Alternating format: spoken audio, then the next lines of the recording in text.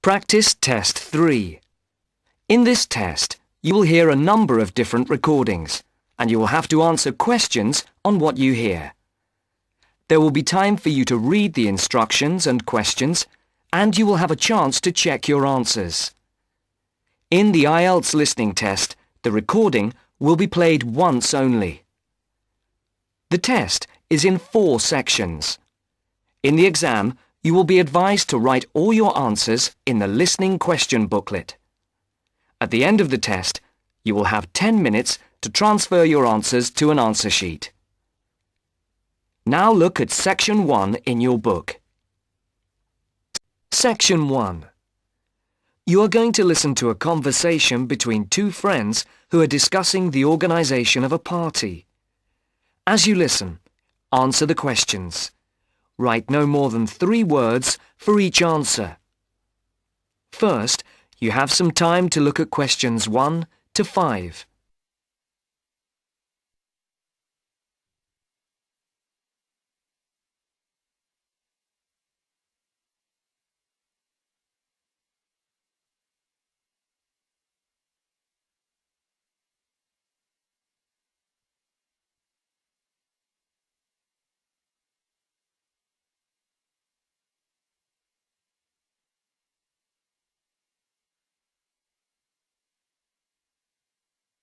You can see that the first question has been completed for you as an example.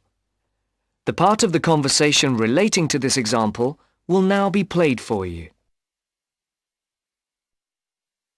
Hi, Matt. Right on time. Have you been waiting long? 5 minutes. The buses were held up on the high street. Otherwise, I would have been early. Yeah, there's something wrong with them today. You can see that Caroline has been waiting for 5 minutes. Now the test will begin. You should answer the questions as you listen, because you will not hear the recording a second time. Listen carefully and answer questions 1 to 5. Hi, Matt. Right on time. Have you been waiting long? 5 minutes. The buses were held up on the high street. Otherwise, I would have been early. Yeah, there's something wrong with them today. Yes, I think so. OK, what shall we do? Shall we go and have a coffee? Yeah, that would be nice. There's that place on the corner over there. It does really nice coffee and cakes and things, and at this time it's usually very quiet, so we'll be able to talk. OK, let's go there then. So, when's the party going to be? Well, it has to be at the end of September, before we all leave for university. We've plenty of time then. We don't go for another 5 weeks, do we? Well, we haven't really got that much time, if you think about it. There are only a couple of weeks at the beginning of September when all of us are around. Oh, yes, I forgot. Nazrin, Phil and Nikki and all that lot have gone off on holiday. And I'm away for 2 weeks from tomorrow. So, what does that leave us then? As far as I know, we're all here between the 19th and the 30th of September. Will Sandra be around then? I know that she has a whole string of family birthdays at that time, and she might not be available. Well, let's make a note of that, and we can contact her about it. OK. Shall we settle for the 21st of September then? What day is the 21st? It's a Saturday. Is that OK? That's fine. Before the conversation continues, look at questions 6 to 10.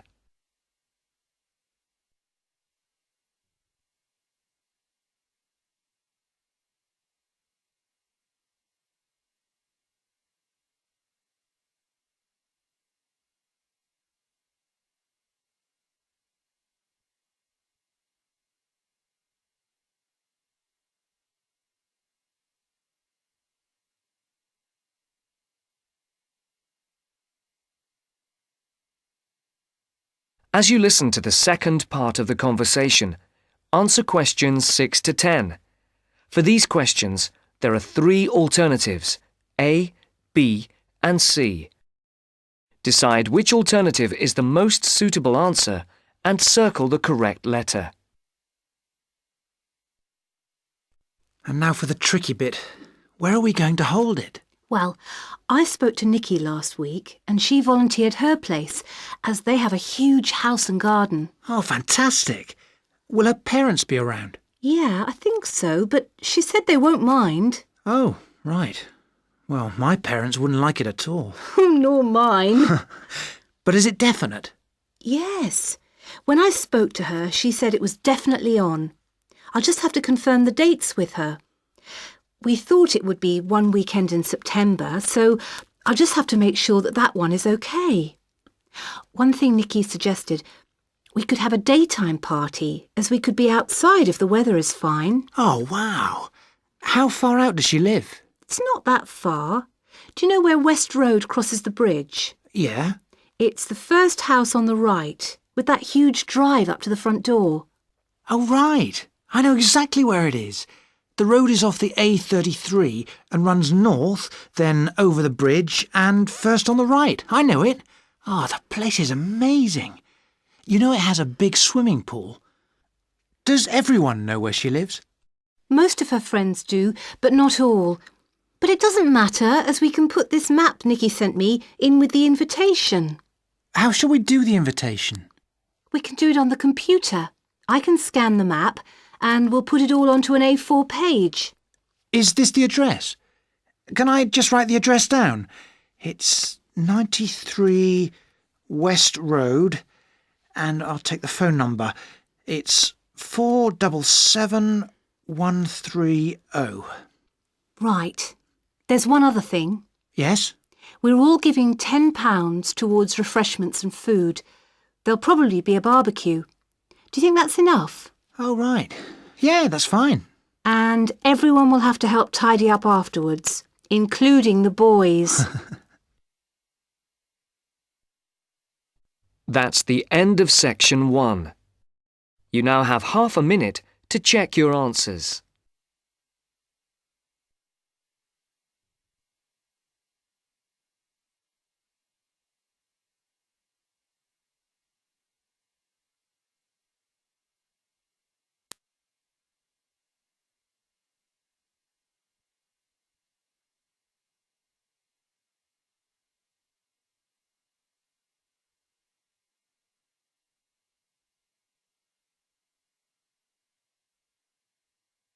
Now turn to section 2.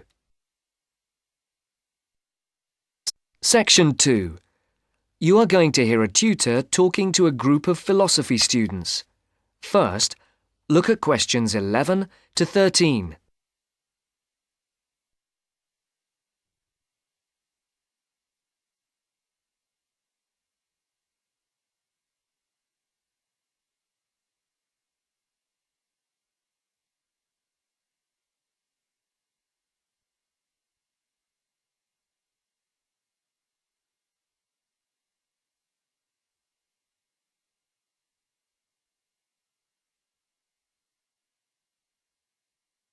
For these questions, complete the blank spaces in the table as you listen to the first part of the talk.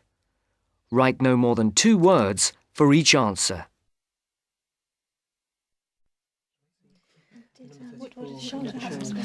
Good morning, everyone. Good morning. My name is Dr. Russell, and I am your tutor for philosophy this year. I think we're all here. Let's see, 5, 6, 7. Yes, that's everyone. Before we look at the 3 lectures you've had on philosophy this week, I would just like to run through a few things about what you can expect of me as tutor and what in turn we expect of you. As for myself, my function as tutor is to help you in all things relating to your work in the philosophy course.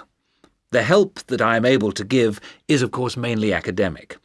For personal matters, I can refer you to other support services in the university, ranging from counselling to welfare. One thing that I would point out is that if you feel that you need to talk to someone, no matter how insignificant it is, don't leave it. Oh, and the last thing is, if you do need to make an appointment, the times are listed on the door of my room. You just write your name in a time slot. But I would point out that the appointment slots get booked up quite quickly. If it's urgent, catching me between sessions is the best idea. That way we can sort something out quickly. No questions? Before the talk continues, look at questions 14 to 20.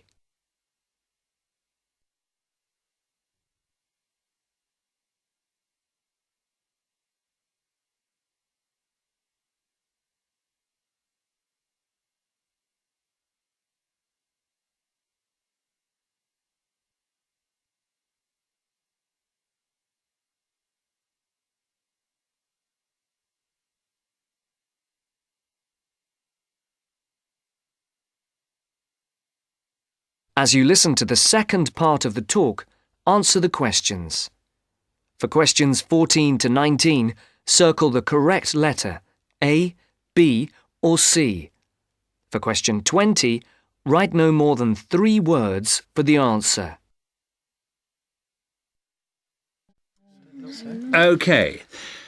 As regards you as students, the tutorials are voluntary. You're not obliged to attend, but you are encouraged to do so.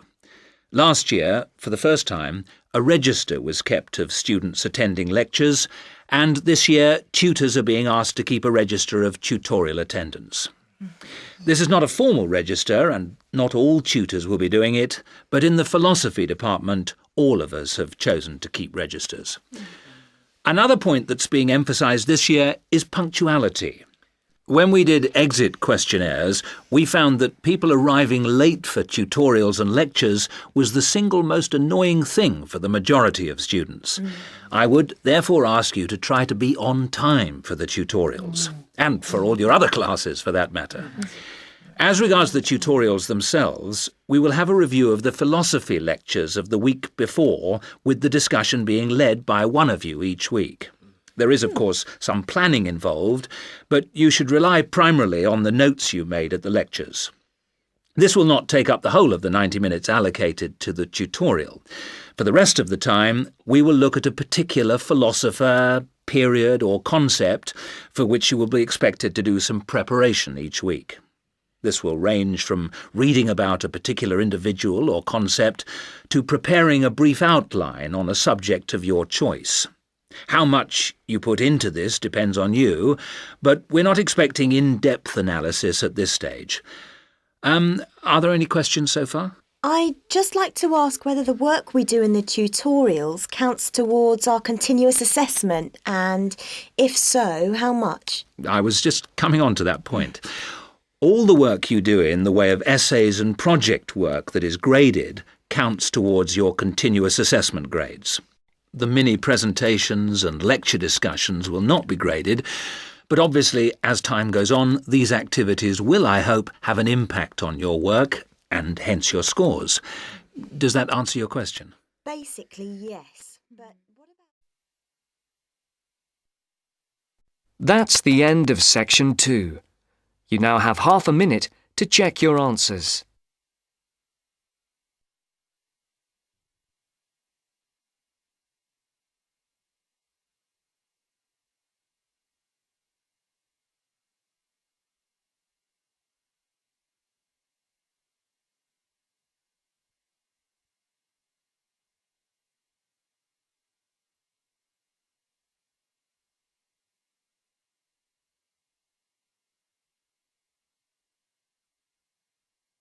Now turn to section 3.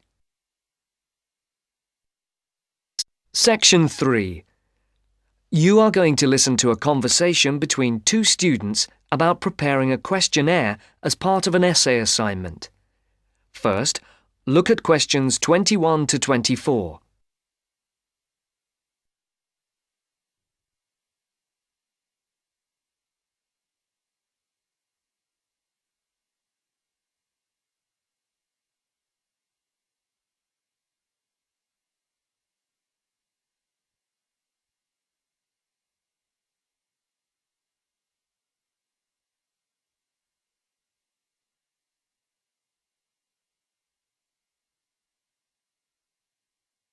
As you listen, answer the questions.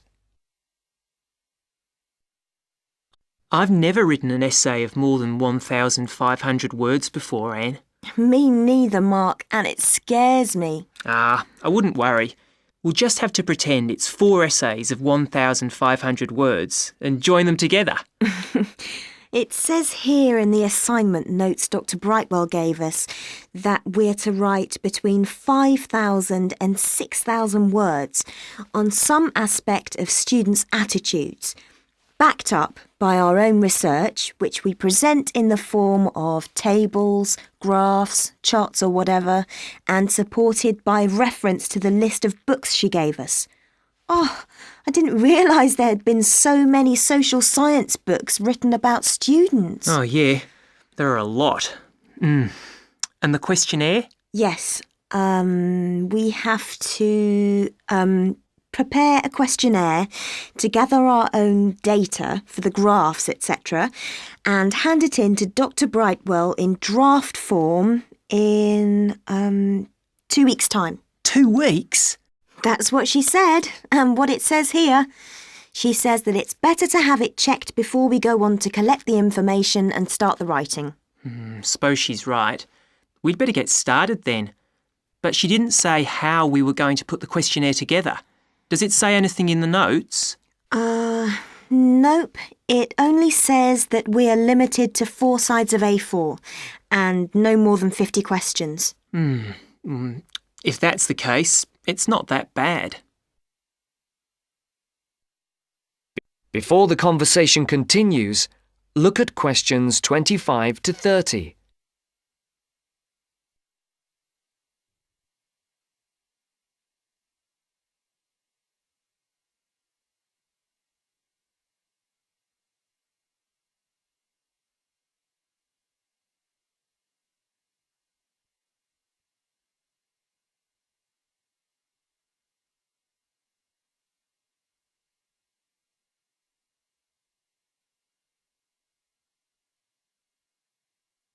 For questions 25 to 30, match the points mentioned in the table to the speaker. Circle M for Mark or A for Anne. So, how are we going to do it? Well, first we need to know who we're aiming it at. Then decide how many questions we're going to ask. I think we could have about 40 questions maximum. I don't think there's any real need to go up to the 50 limit. And I think we should keep the questions themselves very simple. Don't worry. In my case, they will be. We could have a mixture of question types like multiple choice questions, yes, no, and agree, disagree, with boxes for people to tick. If people are asked to write down anything, it's unlikely they will fill it in. So, are we going to give this questionnaire out to people to hand in, or are we going to just stop and ask them around the campus or on the street? I don't really know. Did she say anything about this? No, she didn't. And there is nothing in these notes she gave us either. I think we ought to give them out. OK. Anyway, it won't affect the way we design the questionnaire. We're both doing it on different subjects, but there's nothing wrong with pooling our ideas about the mechanism of the questionnaire. No, none. What are you doing your project on? I've been thinking about doing something around the subject of how aware students are of world affairs. People think that we're all up to date, but I very much doubt it.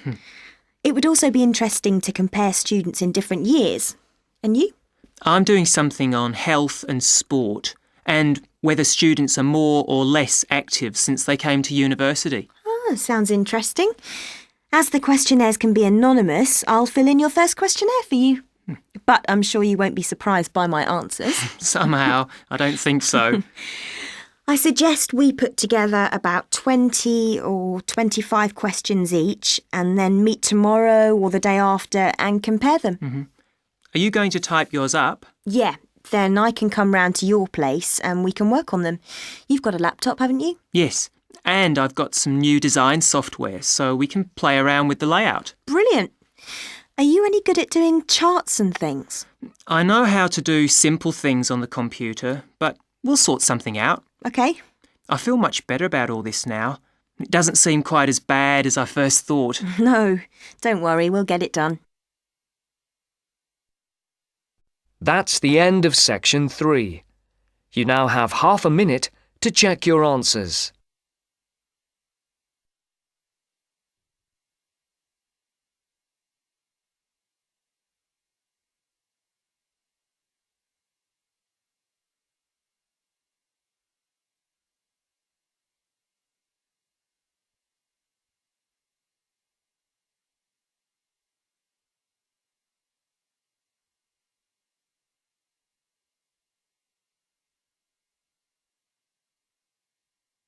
Now turn to section 4. Section 4. You are going to hear a talk on the writer Charles Dickens, given by a university lecturer to a group of students. First, look at questions 31 to 35. Note the example that has been done for you.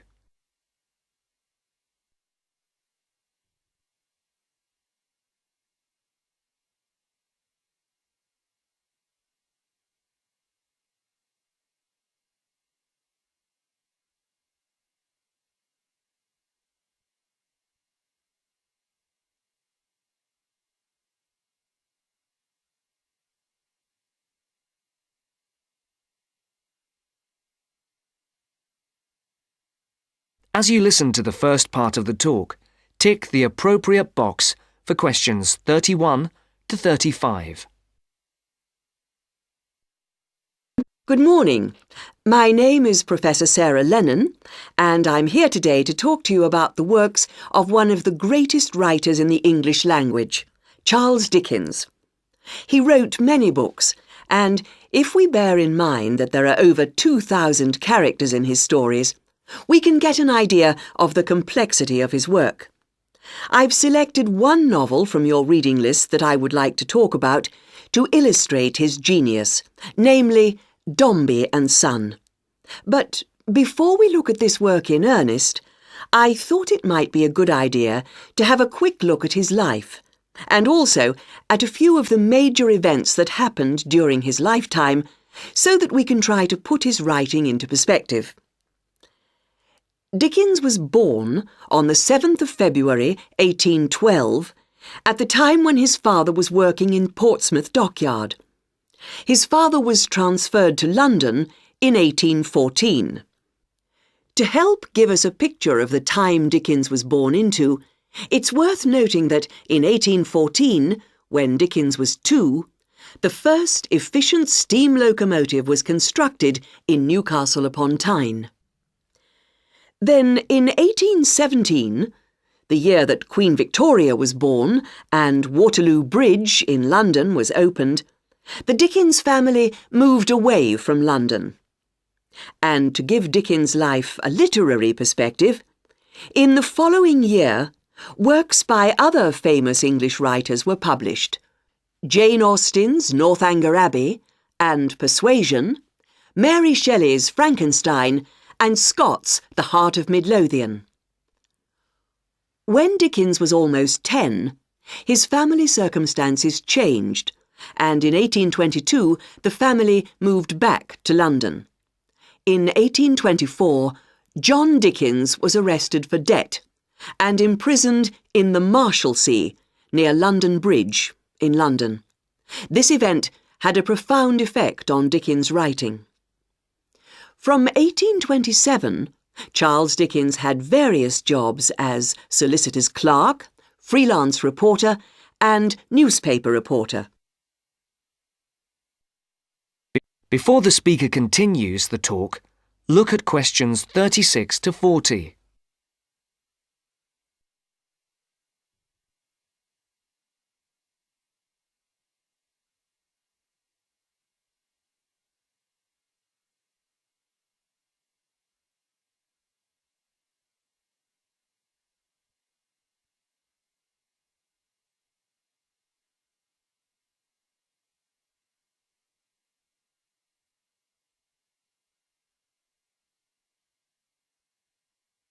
As you listen to the second part of the talk, answer the questions. For questions 36 and 37, circle the correct answer. For questions 38 to 40, write no more than 3 words or a number for each answer. In December 1833, Dickens had his first story, A Dinner at Poplar Wall, published in the Monthly Magazine. In the same year, the SS Royal William became the first vessel to cross the Atlantic Ocean by steam alone. In 1836, 2 important events happened. Dickens published the first series of Sketches by Boz, and the publishers, Chapman and Hall, suggested his first novel, The Pickwick Papers. In April of the same year, the second major event took place. Dickens married Catherine Hogarth. And in 1837, the year that Queen Victoria became Queen of England, and Samuel B. Morse developed telegraph, the novel Oliver Twist began publication in Bentley's Miscellany in 24 monthly instalments. You may not be aware that serialization like this was common in Dickens' time. In the subsequent year, that is in 1838, the serialization of Nicholas Nickleby started and appeared in 20 instalments. Dickens' novel The Old Curiosity Shop began serialization in 1840. This was the year the first postage stamp, the penny post, was brought in by Rowland Hill, and the year the first bicycle was produced. The next major publication for Dickens was in 1842, when the first part of Martin Chuzzlewit appeared, and in 1848, Dombey and Son was published. Now, do you have any questions before we go on to look at this work in some depth? No? That's the end of section 4. You now have half a minute to check your answers.